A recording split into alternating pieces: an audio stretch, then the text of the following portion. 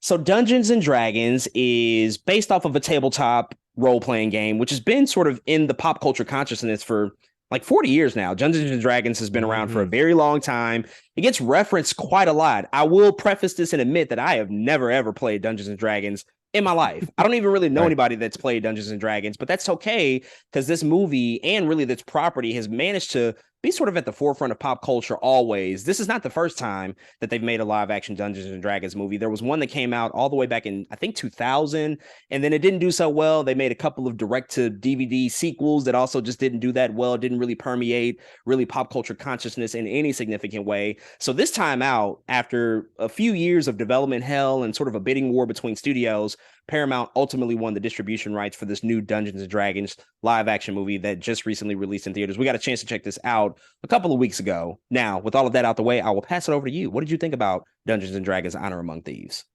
Yeah, I gotta add my preference as well that I have also never played Dungeons and Dragons. But again, as much as this has been referenced in pop culture, which is like all the time from Stranger Things to cartoons to people making spin-offs even, and it's yeah, it's just always kind of been there. And I do actually have a decent amount of friends who play D&D. So I probably know more than still than the average person, but I still don't know a ton. And coming to this movie, man, I think I was just excited to for this to be my intro into the world a little bit, right? I think I've always been kind of interested in D&D, but I've never taken the leap and I've never jumped into the world, man. And so this movie is about Chris Pine's character, right? He's a very charming thief, and he pretty much embarks on a journey with his team to retrieve some kind of lost relic. That is pretty much the movie. Of course, there's a villain in all those things in the film as well, man. And I had a great time for sure watching this movie, but there are things about it that didn't come all the way home for me. One of those things is, to be honest, I felt a little disconnected. Most movies where like there's a universe and there are, of course, there's going to be insiders and there's going to be, I don't know, things that only if you are part of that property, only if you play that game, only if you have seen that thing that you are going to get it. But this one felt like a lot of the movie to me. This one felt like I don't understand what's happening here, or I don't understand that reference, or I don't understand what's exactly happening here. And that just it was going on a lot in the movie for me. And it kind of took me out of it a little bit because I think I'm just expecting. I don't know. I was just always expecting to be a little bit more in it than I was. You know, I'm okay with something going over my head, but again, how often it happened, I don't know. It felt a little weird to me. Another thing that I wasn't all the way in was I felt like the team that was put together didn't have the time or the as much as the magic together that I wanted them to have. It's something about this was also a movie that felt like it moved, although it was a decent runtime, don't get me wrong, but it still felt a little fast with some of the things that were going down. That could just be a me thing. I don't know, but I was like, dang, we're here already. I felt like we needed more time with X character.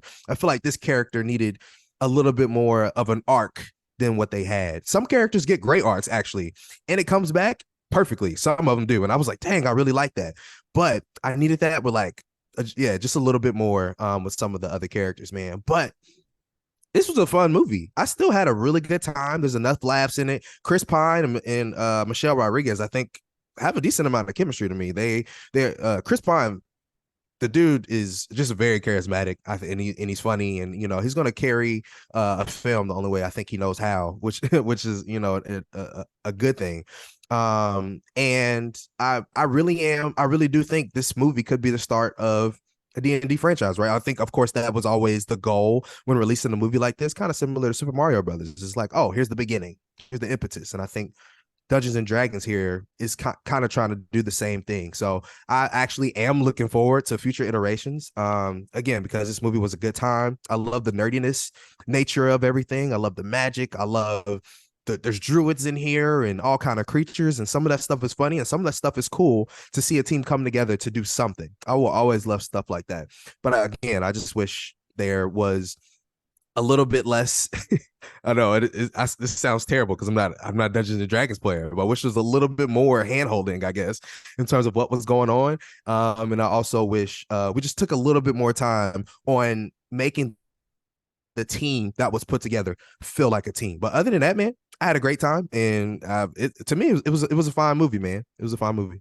So, despite being unfamiliar with the D&D world, as I already said, I was still excited about this movie first seeing the trailers, just because it's been, I think, a while since we've gotten a more straightforward interpretation of a high fantasy movie, sort of a camp fantasy movie. Seeing the trailers initially, this kind of reminded me of like those 80s fantasy adventure movies we used to get, Labyrinth or The Neverending Story, things of that nature. And so, looking at this trailer and looking at the marketing for this movie, it kind of reminded me of those types of films, and I was looking forward to that. Obviously, the lead of this film, Chris Pine, just a great lead actor. He's done some really awesome work, and he's always really good whenever he shows up. And then beyond that, the two directors, Jonathan Goldstein and John Francis Daley, their most recent film before this was Game Night, which is a great film that I don't know if a lot of people have seen, but it came out in 2018. It's a really fun movie. So I had all the reason to look forward to this, and coming into this movie, I was definitely having a certain level of expectations that though I was unfamiliar, I was still going to walk away feeling like, okay, now I'm sort of ingrained into the world of Dungeons and Dragons, and I have a little bit of a better understanding.